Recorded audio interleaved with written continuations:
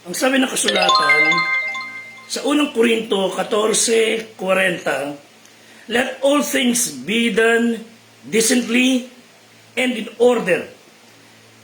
Tayong lahat ng mga tao, whether we are employee, employer, subordinate, superior, opisyal, or lower ranks, we all must remember to do all things decently and in order. It will take us a long way, and then we will be able to realize na yung ating ginawang pagsusumikay at paggawa ng bagay na may kaayusan ay may ibinubunga. Magandang araw sa inyo lahat. Ito po yung lingkod, Fred de Guzman, ang life coach ng Squad 244. Salamat po sa Diyos sa muli natin pagkasasama, pagkikita, at pag-aaral ng salita ng Diyos. Kapiling natin ang mga taga-Bulacan at sa labas ng bansa. Patuloy natin ipanalangin ang kalagayan ng ating paligid sapagkat tayo ay binibisita ng mga bagyo. But going back to our lesson, when we say orderliness, it refers to an arranged and neat assembly. Arranged in a tidy manner or regular sequence. When we speak about orderliness, it means being governed by a system or method. At ang tao na kilala sa pagiging organisado is observant of the law, of the rules, at disiplinado, well-behaved, law-abiding, hindi pasaway, mapagkakatiwalaan, na pagka wala nakatingin, gumagawa ng mabuti. Hindi yung pagka nawala lang sa paningin mo, nag-iisip, nag-aalala ka na, gagawa sa nakabulustugan. Ayon po sa Ethical Doctrine Manual, PNP members shall follow original procedures in accomplishing tasks assigned to them to minimize waste in the use of time, money, and effort. It's in the manual. Sana nasa manual din ng ibang government agencies. Hindi yung ginagamit lang sa kung saan-saang walang habas na gastos na milyong piso ng pera ng bayan in just a few days. Lord have mercy. Sana maintindihan ng ilang mga may kapangyarihan sa atin ang pangangailangan lalo na ng kapulisan in solving the crime.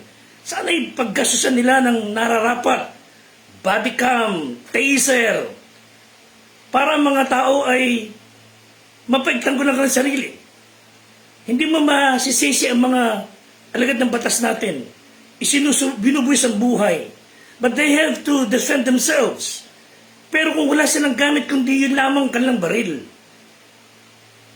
they have no choice but to defend themselves. Pero kung meron man lang silang body cam o taser, doon sana ilagay ng ating makapangyarihang pinuno. Hindi yung wawalda silang sa ilang araw ang milyong pera ng gobyerno. Mahabag ang Diyos sa ganyang mga tao. Sayang ang panahon, nalilipas. Sayang ang resources na nawaldas kung gagamitin ito ng walang kaayusan. Yung paggamit ng oras, pera, lakas, dapat in order. We just cannot change the past. Kahit anong hangad ng tao to step into time tunnel and return to the island of the second chance, no way. Hindi na maibabalik, maitatama o maitutuwid. Yun nangyari.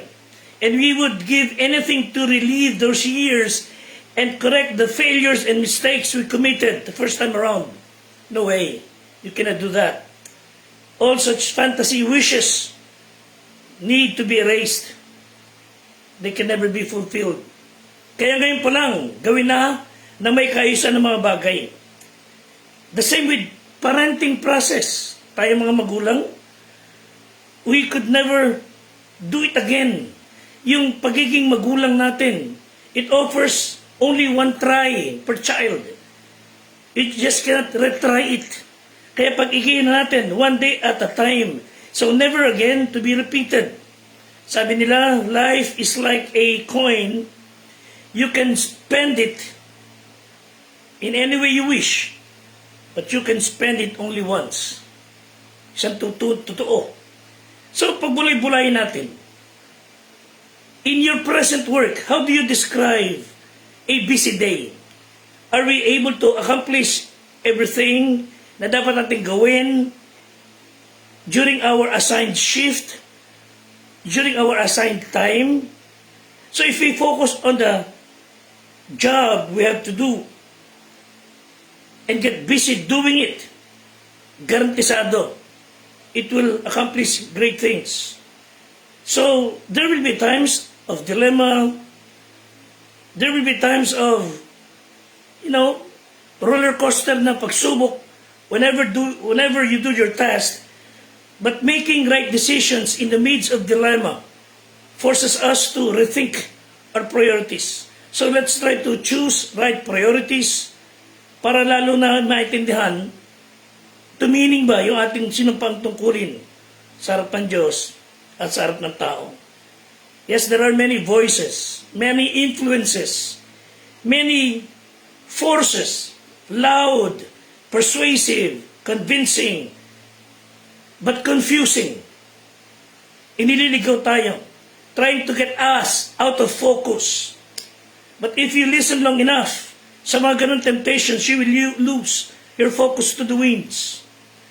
We might as well look for the number one. Who's the number one? Who's the best? Competitive. Na nakalimutan na yung ating mission. Initially, you will get a rush of pleasure. Pagka meron kang bagong ganito, meron kang ganyang bagay, nakuha mo sa hindi magandang paraan, pero people are trying to surprise them and shock them, pero hindi naman galing sa mabuti. So ang hamon sa atin is to keep that eternal perspective, even though you are surrounded by so many, success-oriented mga schemes and plans na nakakatukso. So, listen to your conscience. Do you really want joy? Sino bang ayaw ng kagalakan? Do you really want what is best? Sinong tumatanggi ron? So, let's simply consider having different priorities than the others. Yung gawain ng iba na lihis sa tama, huwag natin sundan. And let's go God's way. That's the only effective way to have that joy, satisfaction, and protection. So, yung sa Panginoon lagi is the most reliable route na susundin natin when life gets complicated. There's no choice. It'll have tough times. It will have pain and pressure, of course, but you will never regret going God's way. And God will reward you for pressing on. Your faithfulness, your orderliness, your being on the right track will always produce reward. Yes, there will be pain, but there will be promotion. So by doing all things decently and in order, it applies to all areas of life. Nakapagtataka lang that napakaraming tao who have the ability to articulate the most exacting details and degrees ng area of their expertise, but they have never even get their desk cleared. May ganong klase tayong ugali.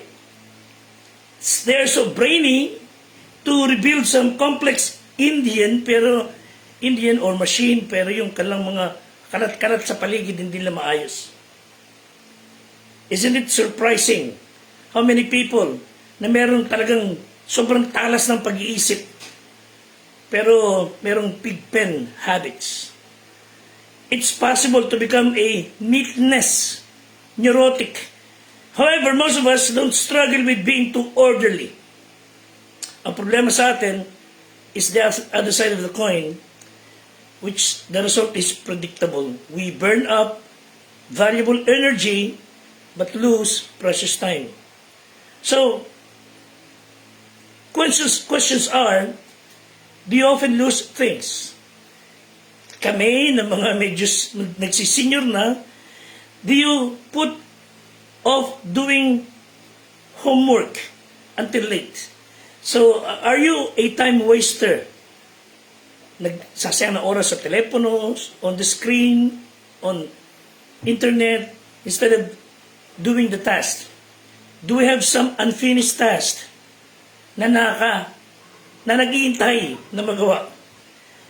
Or is your desk cluttered?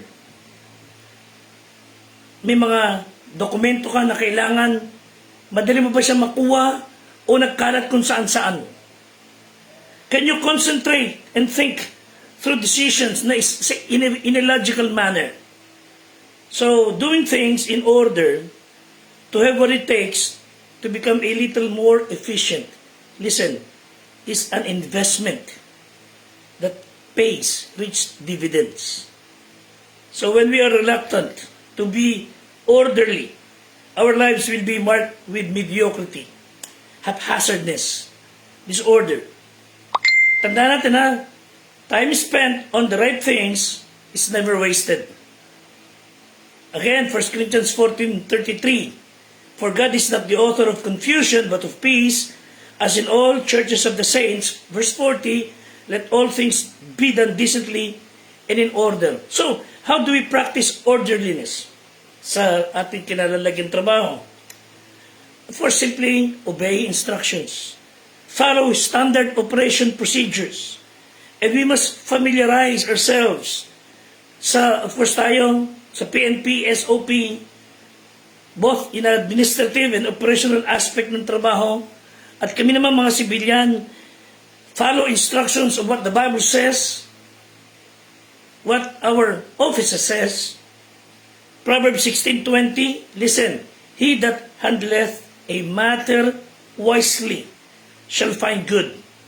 Whoso trusteth in the Lord, happy is he. So sino man po ang matutong maayayos ang kanyang trabaho will be rewarded. Hebrews 13:17, tayo mga subordinates, just do this, obey them that have the rule over you, and submit yourselves, for they watch for your soul, as they must give account. Sila mga nakatataas sa atin, magsabita sa kanilang sa kanilang pamamahala, authority, as long as they're doing according to the law, that they may do it with joy. Makapaglingkod sila na may kagalakan, not with grief. When our spirit officers would see our subjectiveness, submissiveness, they would do their job for our benefit. Ganyan po sa churches, sa mga pastor, na ang mga kapatiran ay marunong magpasakop sa tama, sa ayon sa Biblia, sa mga makadiyos na utos o atas. Hindi yung uutusan ka na magtinda ng mga gantong-gantong bagay, aalilain ng mga miyembro at magbibigay kayo ng pera sa kanya. Pag di ka napagbigay ng kota, ipapadal ka nila. At pagka inabot siya ng kamunduhan, tatawag ng kababaihan, magpapukot-kot ng kayong kuyukot, bababuyin, lalaspagin ang batang babae. Sa demonyo po yung ganung bagay. Hindi dapat magpasakop ang mga tao sa may kapangyarihan na ginagamit ang pang-aabuso. Tayo ay magpasakop sa kapangyarihan ng Biblia, utos ng Diyos. Matuto po tayong tumanggi sa mga utos na mali, utos na hindi tama, utos na makasisira sa pangalan ninyo at makakasakit ng kalooban ng Diyos. But if we will submit to those godly authorities, they will do it with joy, and it's profitable for us.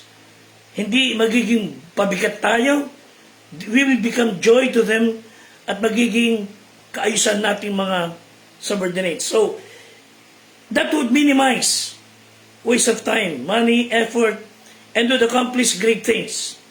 So, this includes creating, synchronizing schedules as a team, doing up things within the context of the law, using material resources wisely. Listen, Proverbs 18:15, ang kasipagan at puso ng masino at mabait ay makakakuha ng kaalaman, at ang tenga ng pantas ay naghahanap ng kaalaman. Those who are wise are willing to listen and learn. Pero yung mga taong ayaw matuto, ayaw makinig, ayaw masabihan, they're not wise. Akala lang nila. Talata, 1 Corinthians 4:2, bukod dito'y kinakailangan sa mga katiwala ng bawat isa ay maging tapat. One verse, Titus 1:7, sapagkat dapat na ang mga overseer, obispo, or manager, or leader, walang kapintasan. Palibasay siya katiwala ng Diyos, hindi mapagsariling kalooban, hindi magagalitin, hindi manggugulo, hindi palaway, hindi masakim, sa mahalay na kapakinabangan. Yan po ang matino na sumusunod, na may order ang kanyang buhay. He's like a manager of God's household, living a blameless life by God's grace. Hindi arrogante, hindi bugnutin, hindi manginginom, hindi pasaway, hindi violente. So stay focused. Tayo lahat, if we're not careful, we may spend time using our prime time chasing the wrong goals. That's why we need to learn how to use and maximize our time for God's glory and service to the people. Again, verses, Ephesians 5:14-16. Kaya sinasabi niya, gumising kang natutulog at magbangon ka sa gitna ng mga patay na at liliwanagan ka ni Kristo. Meaning people around us somehow living like dead. They have nothing good to do.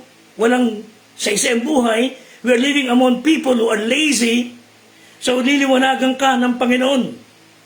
At sila na ay umusad sa buhay, God will help us by His grace to move forward.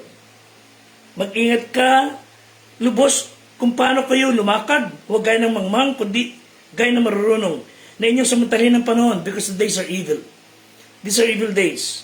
We must begin to see time as an incredible opportunity to do things decently and in order. So we must, know how to live wisely in evil days. Maging matalas tayo na itong direction ito ay ligo, itong direction ito tama. Na itong mga ganitong ginagawa ay mauwi sa kapamakan, hindi tayo dapat tumungo roon. There are 2 days that can steal the joy from today. Ano yun? One is yesterday and the other is tomorrow.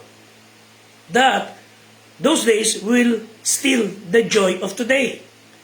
Sabi ng isang Kung Fu Panda, ang sabi niya, yesterday is history, tomorrow is a mystery, but today is a gift. That's why it's called present. Malalim. This very moment is very special. This is God's gift to you. At hindi po pagsasayang na makinig kayo ng salita ng Diyos. All of us need to have time for God. Man shall not live by bread alone. At tama ang naging pasya ng ating pamahalaan na hayang ang mga kasundaluhan, kapulisan, mga leaders, matuto makinig ng salita ng Diyos. That will really change the life. Philippians 3:13, one thing I do, forgetting those things which are behind, reaching toward those things which are before, I press toward the mark. So time is precious opportunity. The art of living is spending time wisely. Psalms 90 verse 12, so teach us to number our days that we may apply wisdom, our hearts unto wisdom. Meaning, pahalagahan natin ang ating araw. Huwag sayangin. Huwag bigyang saysay ang kalikuan, kundi bigyang kaayusan ang bawat oras. Put all things in order. And let me close with this. By doing so, we can organize our days using 4 principles. 1, the principle of prayer. Ibig sabihin, very simply, so basic, prayer is the key that unlock the doors in the morning. Paggising sa umaga, Lord, please, guide us. Give us wisdom. Pangunahan mo kami. Bigyan mo kami ng tamang direksyon. Hingin natin sa Diyos ang guidance. Second, the principle of priority. Unawain natin ang diferensya, ang kaibahan ng urgent and important. So, let's ask God to prioritize. Know our priority. Thirdly, the principle of promptness. Why? Procrastination is sin. So, we must cultivate the habit of instant obedience. Ibig sabihin, sabi ng Bible, whatsoever thy hand find it to do it with all thy might. Meron kang dapat gawin, gawin na kaagad. Yung mabuti. Kung meron tayong dapat na hindi ginagawang madali, yung mali, kalikuan. But if it's good and right, Philippians 4:8, do it right away. For the principle of power. That means we do our task to glorify God through the power of the Holy Spirit. One says, time is such a strange commodity. All you can do is use it or lose it. So, we will give account of every passing day. Knowing this, so we must cut ourselves loose from yesterday's heartache, yesterday's failures, and strain towards what ahead. Time is a passing opportunity. Some people think it's a waste of time doing this, pero nyo, this is the most important moment of your week, ang mag-aral ng salita ng Diyos. Sabi ni Charles Hummel, when we fail to wait prayerfully for God's guidance and strength, we are saying with our action, if not with our lips, that we do not need Him. Prayerful waiting on God is indispensable para sa mas maayos nating pamumuhay. Yung halftime sa mga football games ay hindi pagsasayang ng oras. It's a time to catch breath and fix energy na kailangan. Yung paghahasa ng palakol ng mamumutol ng kahoy ay hindi pagsasayang ng oras. Tumigil siya sa pagputol ng kahoy, hinahasa niya. Hindi po pagsasayang ng oras sa paghahasa. Pagpapatalas yun ng kanyang kakayahan.